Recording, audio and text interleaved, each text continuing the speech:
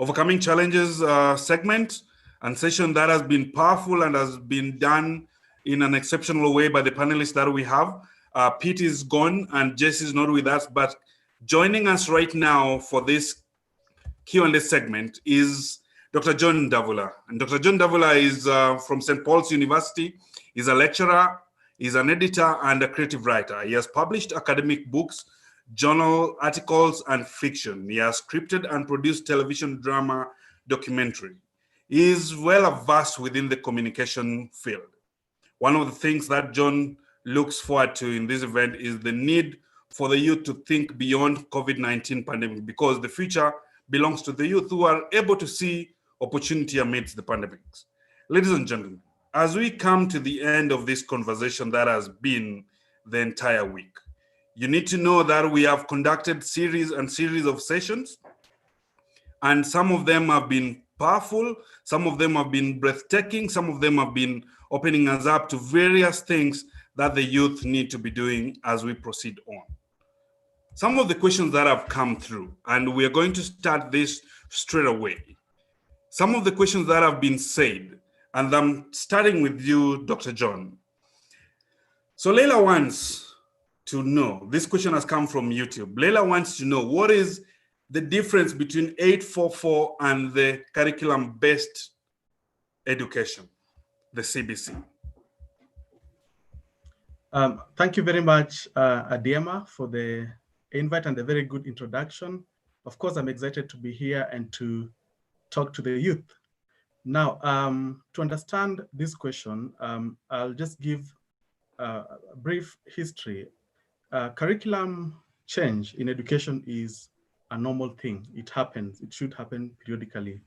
I remember at independence, we had this first system, 7423. And this was basically to change the system of education from what was there earlier, serving the needs of the colonial master and having an education system that begins to serve us. But with time, around 1985, there were gaps in that curriculum which did not address the skills that our country needed. So in 1985, the 844 system of education came into play. Now, the 844 system had very good intentions to make Kenyans have skills so that they can, be employable, so that they can be innovative, and so on. But most of these very good intentions of this curriculum failed at some point because of implementation. And then now, owing to some of these gaps that emerged from the 844 system, then we implemented from 2017 the CBC, or competency-based curriculum. Because remember, the 844 system was reviewed a couple of times, and it converted, and it became just a system for churning out grades, so that every school was really, really interested in having their students perform very, very well, and people were basically not really teaching skills, not teaching competencies, but pushing students towards grades. Now, this competency-based curriculum is about outcomes, experiences, life skills, and identifying these life skills of students very early, and so moving students away from this madness of exams, getting very good grades. So it's like slowing it down and focusing within. What does a learner have? And taking their skills and sharpening them from very early on. So yes, the competency-based curriculum, if implemented very well, then that's what it should achieve. And maybe just to note, Adiema, the CBC was implemented in the States from the 1960s. Our neighbors, Tanzania, have implemented a version of CBC from the year 2005, although not very, very successful. So those are some of the things we should learn from and then make ours succeed. Thank you. Okay. Najat, why is it a bad thing of the system that we had whereby they were based on marks, they were based on how high somebody has scored? What was wrong with that system that was there before? Well, there's a lot that was wrong with that system. Firstly, I'd like to say that maybe the fact that we didn't concentrate on the skills that an individual had, we grouped everybody up together. So, and form of delivery was one way. And if we look at how people learn differently. Some people are visual learners, some people are audio learners. So I think people understand and process things very differently. And then unfortunately, if you have just one system that's applied across the board, some students sort of like fall below the bar that's set. And that's not because they're lacking in intellect or understanding, it's just that the mode of delivery is different to what they'd process. So I think the best thing with the content-based curriculum is that it approaches a student as an individual and looks at their strengths and weaknesses and empowers that, instead of summing everyone up together and then just throwing information at them and hoping that they can regurgitate it back effectively. Because I think that way we're allowed to build skills better and to figure out where our passions lie, where our strengths lie, and we capitalize on that. So that's one system that it totally failed us in that regard.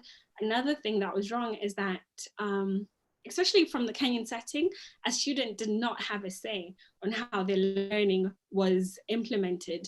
Your job was to come to school, sit, listen, and do what you're told. You weren't inspired to think independently. And I think that's also a major problem with the previous system. Independent thinking wasn't empowered. We were sort of like given the herd mentality. And that's where I think we failed. David, there's a concern that I'm sending to you. You say, so at what stage is this critical? Do we have to introduce it at the high school stage? Do we have to introduce it at the primary stage or at the university level? And if this is the case, then how do we develop the skills that we need for employment earlier on at earlier stages in life? And how then do we carry on with that experience all the way through our educational life? Gemma, was that for me? Oh, okay. Got you. Yes, apologies about that. Yes, I think introducing the skills that have been mentioned by both Dr. Navula and Najat early in life at the formative stages is important. I've been fortunate to have experienced two different curriculum systems. On the one hand, we have the 844 system, which is where I grew up until standard 8. So I have that aspect where you are more regurgitating content without necessarily articulating it and masticating over it. On the other hand, you have the US model, which where I spent my college years and high school years, where it is on the extreme end in terms of choice. So it lacks a little bit of guidances in terms of making selective choices. So what you happen is you get someone who did not score well in sciences, for example, but they believe that they want to become a medical doctor, but they have C's and D's in anatomy and physiology, and they enrolled in a program because their grades really do not matter in terms of you don't need to be an A+ or something. So you enroll in a program and you're about a class into it and you realize you don't like it. And then of course you decide to switch to psychology, then you don't like it. Then you switch to another one and you don't like it. So you have to have this connection of where, yes, you give people the choice, as Najat said, but then you tie it into the reality of what they are good in. So if you're not good in the sciences and you have been scoring B's and C's and D's throughout, probably anatomy and physiology and medical school is not the route you should take. On the Kenyan side, you could be good at multiple fronts.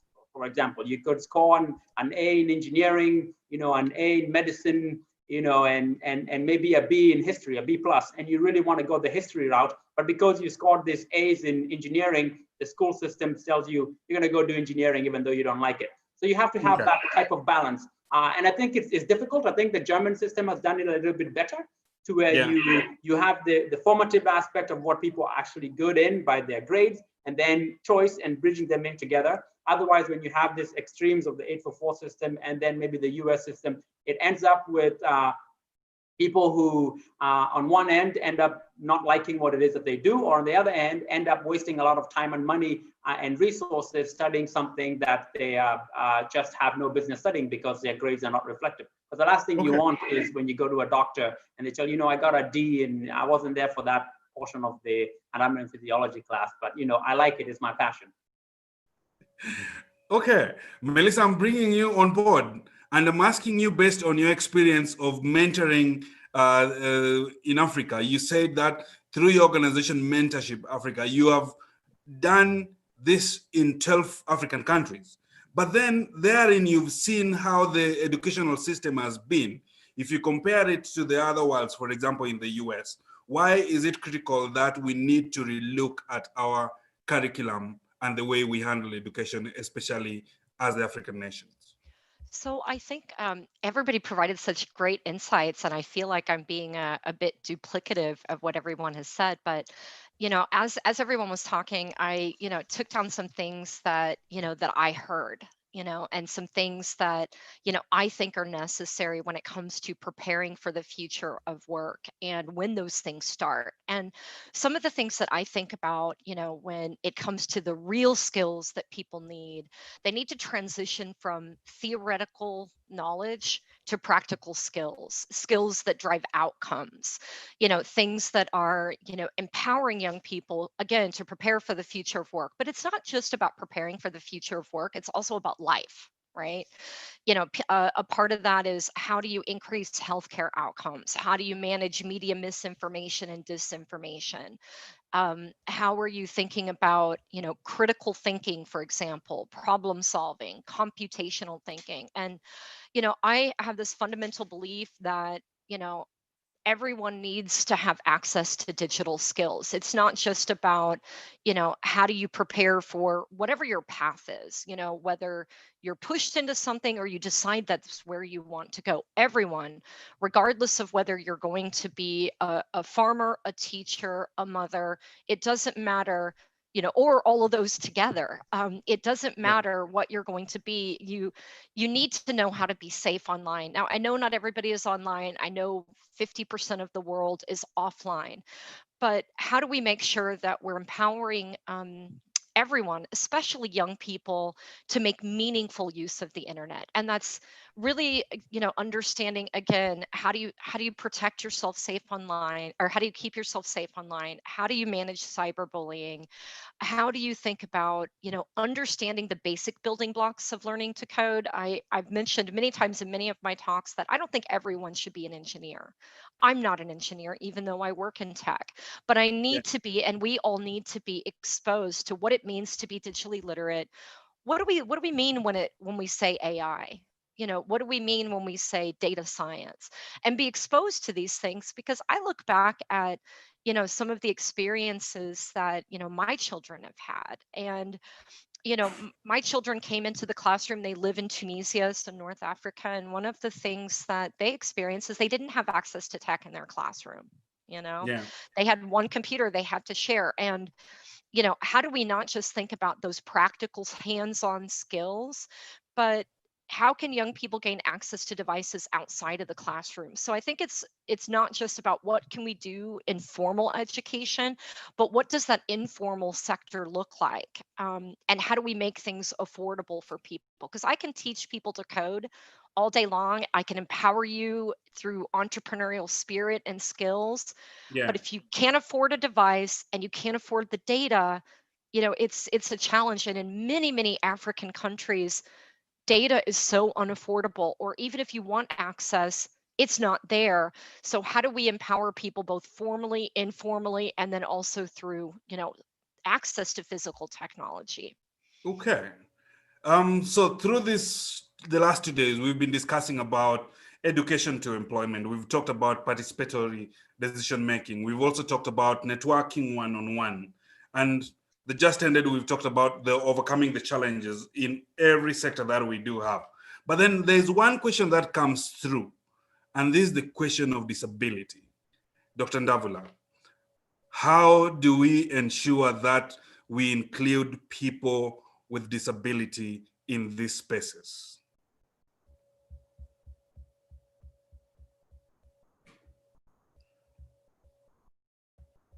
Is Dr. John there? Najat, take it away. Cool. After she's done, I'm happy to share some things as well. Okay. I think the first step we can take is actually including them within policy making. We shouldn't think of people with disabilities as an other when we're coming up with solutions for problems, and they should be part of the discussion from the beginning. So if we're discussing about access to healthcare, for example, we should also consider them in the process. If we're considering access to education, we shouldn't look at only people from impoverished communities, but also people with disabilities that therefore prevent them from having access to education. So I think when we look at it across the board and not consider them as an other, but from the beginning, they're part of the conversation and part of the discussion, then it's easier to actually put in policies that favor them and benefit them having access to education. Another aspect I would probably say is maybe tailor making our education system a bit more to have allowances for persons with disabilities. We tend to overlook them, especially in our national curriculum, unless they go to a specialized school that offers specialized care. Most of the time, a lot of families that cannot afford these private institutions where their children can go and get specialized care have to just leave them at home. They don't have the allowance and the space that allows them to take them in. And I think also in terms of training our teachers, I think training them from the beginning to be able to care for persons with disabilities and how to educate persons with disabilities should be part of the curriculum, irrespective of whether a teacher is opting to go to a national school or a private school, or taking the route to actually specifically cater to children with disabilities. I think the curriculum for training teachers should include that aspect from the beginning. Okay. Yes, Sasi, you said you had something. Yeah. So, I'm going to tell you a story, actually. So my girlfriend, and I think I call her my mentor, maybe my mentee sometimes. She's an engineer at Microsoft, and she's very, very senior. And she does a lot of work with the community, and she was speaking at an accessibility conference at Microsoft, and it was in front of a large group of students. And she stood up there, and one of the young people came, asked her on the side after she spoke and said, "I'm dyslexic. I want to be an engineer. I'm afraid that I can't be an engineer because sometimes when I try to read or write, things just get jumbled up. Can I be an engineer?" And this is someone who's a teenager, right? Someone who's in high school. And she said, "You can, and do you want to know why?" And he said, "Yeah, I want to know why." And she said, "I'm an engineer and I am dyslexic. And I'm also an entrepreneur, and I'm also a woman in tech." And as young people do, he went around and he told everyone. And she had never actually spoken about it in public and never actually told anyone. And word got to the chief accessibility officer, who was also in the room, who overheard the kids talking about it. And she came up to Donna and she said to Donna, we need to talk about this. And she said, "I'm not ready to talk about it publicly." She goes, "I had no idea," and the chief accessibility officer is deaf. She went deaf when she was a young girl and reads lips. And she said, "We need to empower other people to be open about their accessibility needs, and there needs to be less stigma around whether you're perfect, whether you're not perfect, because large populations of people, including me, have a disability of some sort. Yeah. I can't hear in one of my ears. I suffer from depression. I have anxiety. And I also can't pay attention without medication." And it took me many, many, many, many years. And it was Donna that inspired me to say this publicly and to not be scared and not feel like there's a stigma. And so in my mind, I think the biggest piece of, not just what Najat said around inclusivity, but less stigma. So people can see their role models saying, "I suffer from mental illness," or "I live with mental illness," or "I can't hear out of one of my ears," or "I'm dyslexic." And I think when you hear your role models and people you look up to sharing the strengths and weaknesses that they have and the things that make them different and the things that used to make them feel different or feel like they didn't belong can actually empower them to have a voice. So I think having a voice is one of the most important things. And secondly, or maybe equally important, is less stigma around, are you different? Are you broken? Is there something wrong with you? Dr. John, actually, so we started with you, but I want you to talk about disability from an educational angle. Do we have a system that embraces disability, or do we have a system that says, you know what, if you're disabled, find your way through, and later on we will meet somewhere along the way? Or do we have a system that is deliberate about people with disability when it comes to education? Yeah, thank you. I know we're talking about issues of education, connectivity. I think I lost my connection at some point, but yeah, I'm here. So those are some of the challenges we face on this part of the world. Now, the history of education regarding disability in Kenya is a long one, and of course, it also mirrors some of these global changes, because and if you lose me, sorry, but I'm working on that anyway.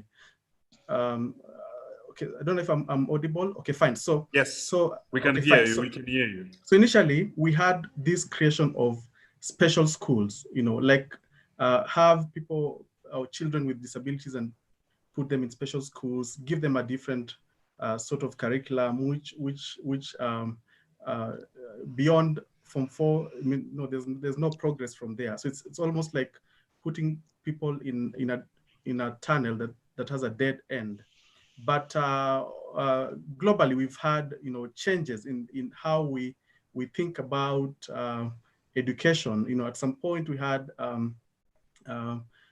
integration. This is bringing children with disabilities into normal schools, but it's not really normal, but into the regular schools, but perhaps carving a space aside for them, so that perhaps they only interact during break time and so on. But right now we have policies in place, and I'm glad which Kenya is a signatory to, and like the Salamanca Agreement, we have education for all, which now champions for what we call inclusive education. So inclusive education means everyone should be in the same class, learning together, but the different needs being catered for by the education system.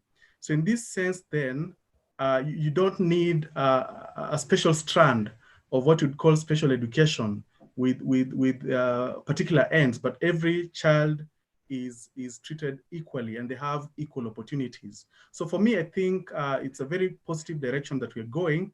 The problem is just implementation, because I've been involved in advocacy. I do studies that connect media with disability, because I know much of what we need to do in this country is educate our people so that we can end the stigma, we end all these stereotypes, and I've written quite a bit on that. So yes, so I think going forward, then we need a lot of sensitization, especially for teachers, for parents to bring on board their children, and also just to implement this right, because this one, then this system gives equal opportunities for all. Yeah. Okay. Thank you. So when you look at our transport system, you still do not see a very definite policy on disability. When you look at our building structures, you do not entirely see if our buildings really embrace the spaces for people with disability. Politics is trying, so you can see one or two people seeping through. David, what do we need to ensure that we are really deliberate and ensure that we formulate policies that cater for people with disability in spaces that we have? I think one of the main things that we do, I'll use the term able-bodied, is we take the assumption that people meet or go through life the same way we do. And it's very difficult for us to sympathize, dare say, empathize with people who have different challenges or different walks of life.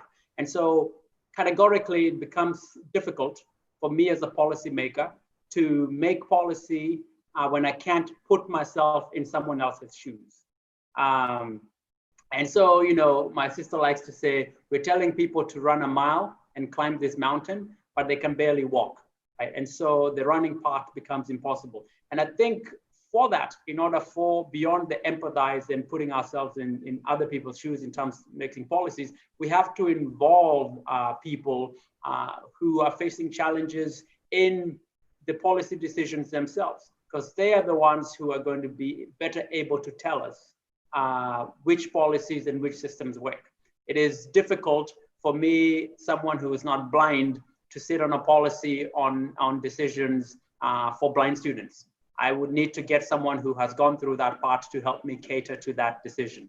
It's difficult for me, someone who is able-bodied with 2 walking legs, to design a handicap ramp, right, that meets the wheelchair requirements when I have never sat in a wheelchair, right, because I'm doing it from my particular capacity. So we have to involve these individuals as equal players and equal members of society in designing the very policies that we want for them. And they are better able to tell us. And there are a lot of them, people who can inform these policies. A good organization was Simon, our previous panelist with Humanity and Inclusion, formerly Handicap International, a very good organization that caters for people with disabilities. There are other multiple organizations we can bring to the table to have these conversations. But when we structure classes, as Dr. Navula was saying, when we structure classes from, you know, that all inclusive, and you bring everyone in and we say, okay, everyone, you know, this is what I'm writing on the board, but not taking into consideration the people who have challenges to see that board, it can create a hindrance for a lot of people. So for me, in short and in closing, I think we have to invite people into the policy making space. Otherwise, we are not going to have policies that end and target these stigmas.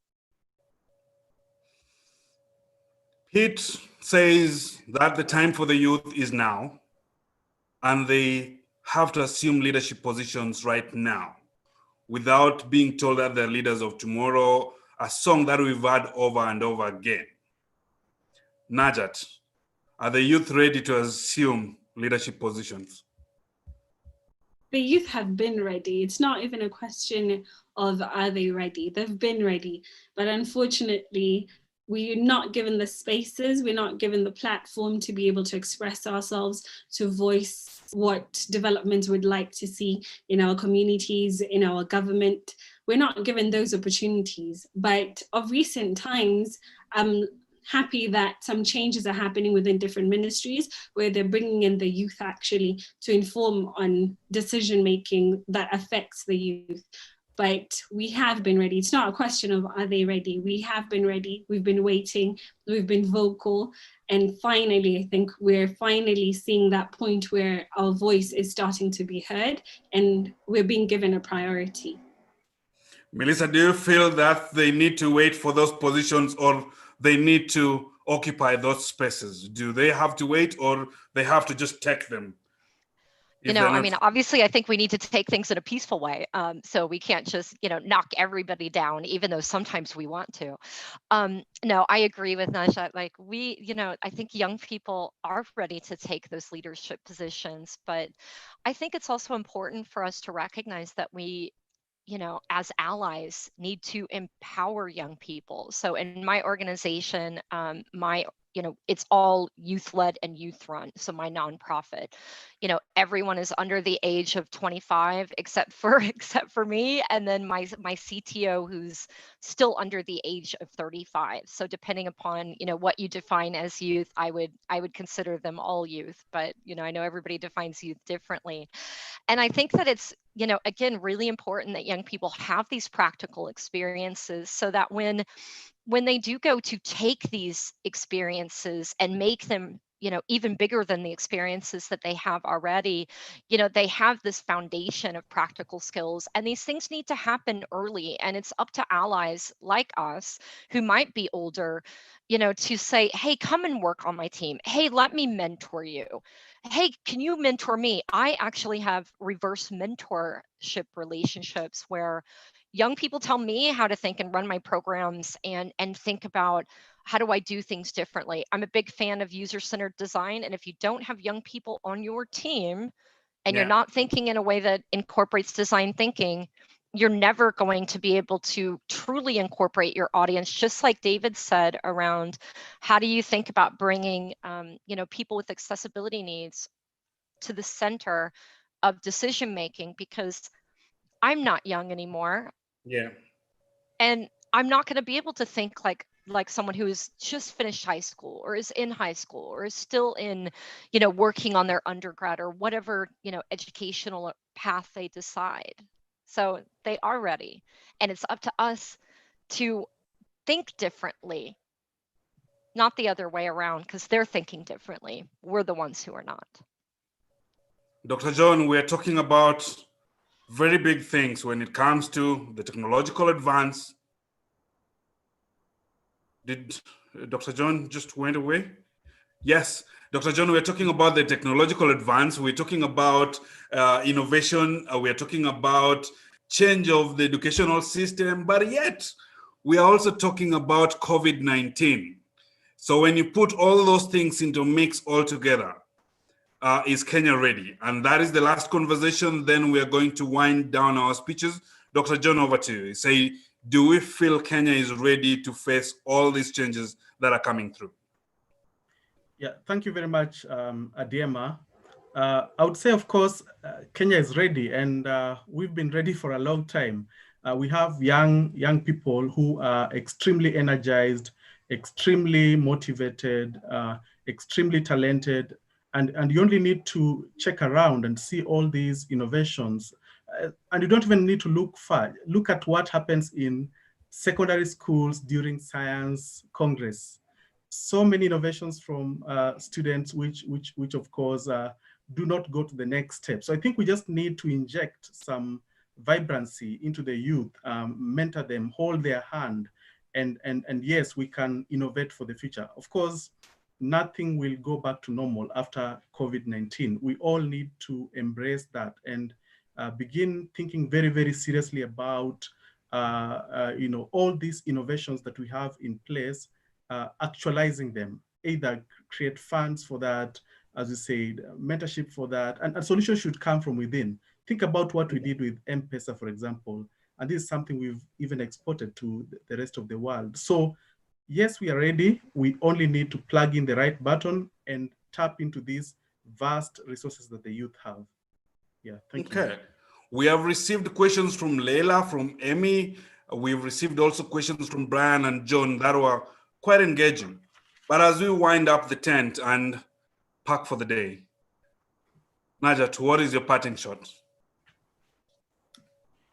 At risk of sounding like a broken record, I think I'll reiterate what I said in the previous session, which is the youth should not wait.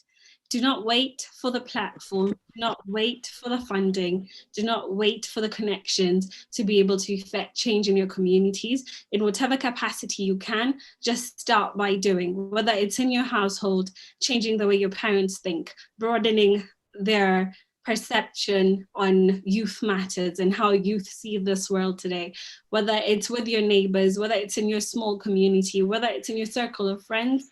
You can have an impact, and it can cause the butterfly effect where one small thing leads to another small thing, and eventually it has an effect all across the globe. So do not wait for the platform, do not wait for the funding, do not wait for the connection.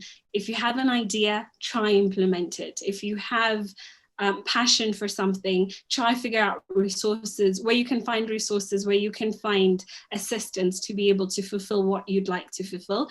Another thing I would say is make use of your connections, make use of your networks, reach out to people. Do not be too shy to ask for help. Do not be too shy to approach that person who you idolize to ask them to mentor you. As Melissa said, we need mentors, we need direction. We don't know everything. We have a different perspective, but the older generation also has something to bring to the table. So we should learn to bridge the gap and reach out, speak up, and do whatever you can.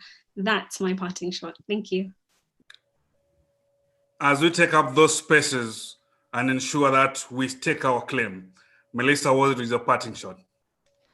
You know, I'm going to use my my voice to elevate Najat's voice and say she has said it all, and I'm going to be an ally, and I'm going to remain silent because she said everything that all of us need to say. Dr. John, do you want to unpack your tent by saying something?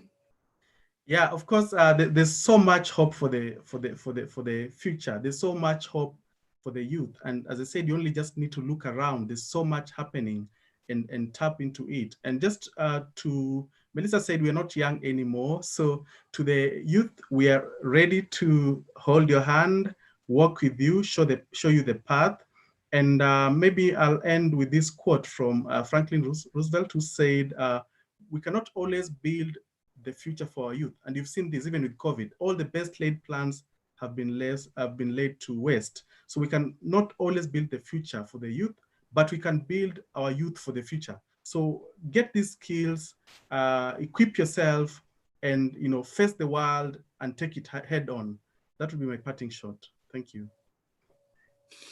Not just hearing you talk, there's such an amazing feeling, an aura of awesomeness, and there's a lot of hope, and there's a lot of the fact that you can be able to articulate yourself that much. There's so much hope, because then it means the future is bright. But even as we talk through this, then it's really been awesome to have you on board as a panelist during the Q&A, and also even on the overcoming challenges. Melissa, it's been really, really remarkable having you to get your insights on the same. And Dr. Ndavula, it's really been an awesome moment to just get your insights on the same. I still remain your Captain Josiah Diema, and as I pack my tent, I say that these are conversations that we do not let get over, and it's conversation that goes over and over again. They don't stop, because if we stop, then it only means that we've achieved. But before we achieve, these are conversations that must go on. I hand over this to David to take it home. Thank you so much for your time, and I appreciate you all. Thank you. Thank you so much, Diema, and to the panelists. I cannot thank you enough. One thing that stands out for me is just how impactful and powerful the last 2 days have been, and we have created a lot of hope for people, as Diema noted, and as Dr. Ndavula noted, and even as Melissa noted. Looking at Najat and other youth like her gives me and a lot of us hope that we do have a bright future. Before I invite the rest of the team that was part of the Kenya Youth Summit, I do want to say that one does not light a candle and set it under their table. Instead, they put it in a high place for all to see. And indeed, a candle does not lose anything by lighting another candle. This Kenya Youth Summit was made possible by quite a large team, and I would like to invite some of them now so that you can see them, and they will be joining us here shortly. And more specifically, I would like to hand over the microphone to Grace Bogwa, who will tell us a little bit more about our Twitter engagement over the past 2 days. Grace, over to you.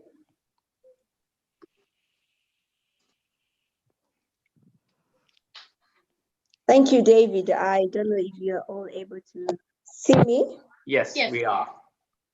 All right, lovely. It's been wonderful 2 days. I mean, we have had one of the best summits that we can ever think of virtually. And I'm so excited by the fact that this conversation was actually embraced by the youth, not just in Kenya, but across East Africa and even outside of Africa. who went ahead to talk and air their views on how they feel about youth engagement for action. So we have been trending, and we did yesterday at position 1 in Kenya and in Nairobi. And at the same time, right now, I can see us on the trend, and the Twitter conversation is ongoing. So I'd like to thank every person who was part of this conversation. It was great. It was wonderful. And more so because the young people talked about their actual feelings.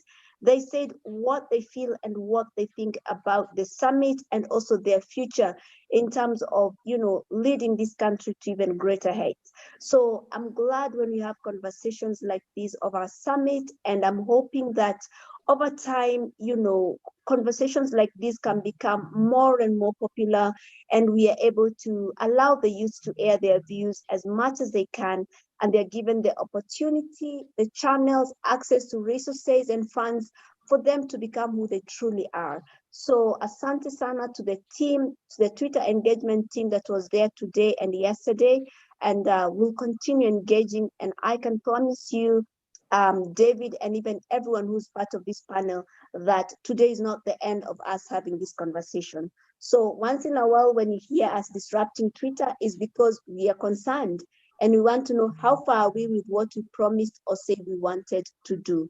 So I'm excited about this. I'm excited about the fact that we have started. There is a saying I like to use that says, the start is what stops most people from beginning. The thought of it sounds ambiguous, but now that we have begun, we can't be stopped. We have to say these things. We have to engage in these conversations. So yes, thank you to the panelists that made it also possible, and also the core team and the Twitter team once more. Asanteni sana. Back to you, David. Thank you so much. You are right. Definitely, inertia is ongoing, and we have started a conversation, and we hope to continue it. I would like now to invite Pauline Davi, to say a few words and give the vote of thanks. Over to you, Pauline. Thank you, David. Wow, it's been great 2 days. The conversations have been great. And ladies and gentlemen, I just want to say thank you so much for the time. To our panelists, thank you so much for committing yourselves for the 2 days, for the feedback, and just every conversation that you've had with the viewers. And we just want to say thank you, asante sana, for your time. And even to our startups, thank you so much for being part of this and for being part of the conversations. Najet and the team, that was great conversation there. And even to our media team, Grace and Dorcas and the rest of the team, thank you so much for ensuring that the media is working well, everyone is tuned in, and the conversations are going on well. And to our partners, Akili Dada, thank you so much, guys. You've been there throughout the 2 days, and we really want to appreciate you. And to our viewers, asanteni sana. Thank you so much for being part of this conversation, for being part of us these 2 days. And we want to just say thank you, Dr. Elizabeth, Dr. Washira, David, thank you so much for ensuring that Youth Summit 2020 has happened. Last year, we did it physically. This year, we've done it virtually for the first time in Kenya, and it was a success. Asanteni sana to the Kenyan team for the good job. Thank you so much. Thank you so much, Pauline. And to our global audience, if you haven't caught on by now, asanteni sana means thank you very much in Swahili. And with that, let me turn it on to our majority whip, Dorcas, to come on in and tell us how we can connect more on social media. Thank you, David. Thank you so much, guys, for joining us over these past 2 days. We hope you've gotten some value from our sessions. We hope that you will take action, and just try and change the community and the society. Thank you to the panelists and everyone who's made this possible. We would like to keep this conversation going. And how we can do that, you guys can connect with us on our social media sites. That is on Twitter, Facebook, Instagram, and yeah. So that is at Youth Engagement Society. I will repeat that again, at Youth Engagement Society. So get in touch with us, and we are looking forward to interacting with all of you. Thank you. Back to you, David. Thank you so much. I will now pass over the mic to Elizabeth, my sister and co-founder of the Youth Engagement Society, to tell us a little bit more about the startup competition. Yes. I'm the energetic one. I am so amped up with energy. So please excuse me. I am the sibling that got all the energy, but want to shout out to our startups. Pauline has given them a vote of thanks, but we want to highlight that our 3 startups that you have seen in all the sessions, we have Maria Chana with Tech Educate doing great work in the computer literacy program. And if you're looking for a young person, as Melissa said, that you want reverse mentorship with, you want somebody plugged in that digital age, this is your girl doing great work in her community. We also have Thomas, who joined the session on participatory decision-making, doing great work in the education and mentorship session, and also in the participatory decision-making platform with Nudie Empire as well and his team. And then lastly, but certainly not least, we have Najat, who you just saw. She is with Nivisha Foundation that is focusing on mental health advocacy. So talking about mental health, we also talked about stigma.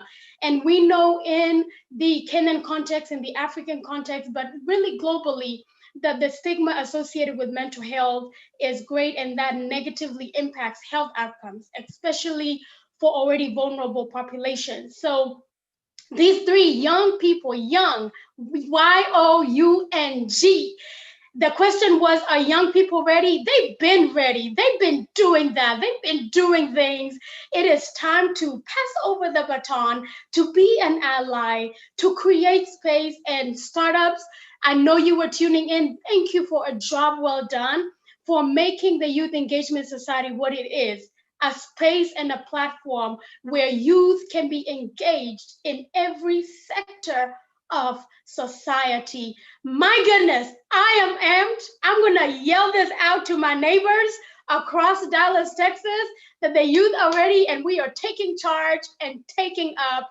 So again, startups, thank you so much. And David, back to you, my friend.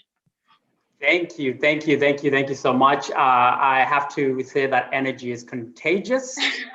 Speaking of energy, I'm going to invite the rest of the panelists back so we can wave goodbye to everyone. It has been an amazing 2 days. We have streamed in from North America to Europe to Asia to Africa and all other parts of the globe. There has been an amazing team of people who are spread out across different time zones. I can't name everyone because the list is long, but I want to say thank you immensely. And youth, if you're wondering whether there's a hope for you, you can definitely tell that indeed there is. And we stand behind you to make this bright future for you. So with that, and without further ado, I want to wrap up the 2020 Kenya Youth Summit, and we will take a virtual picture. And so if everyone could, get their smiles on, get ready to wave, I'll tell you here shortly. So why don't we all wave? Okay, 1, 2, 3, wave and smile. Nice. So thank you so much, ladies and gentlemen. This has been really great. We look forward to seeing you again for the next Kenya Youth Summit.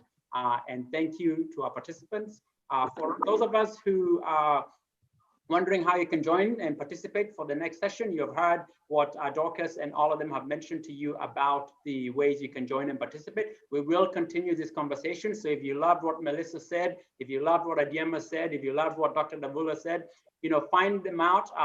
We will send out all their handles and so you can connect with them and we can continue this conversations. Tune in. We have a video shortly right after this that we just posted on YouTube on how youth across the globe are overcoming challenges. Thank you to those of us who send us messages of hope. And with that, and without further ado, I say goodbye, good morning, good night, good evening, from wherever you are. Have a good day. Bye. Good night, Kenya Youth Summit.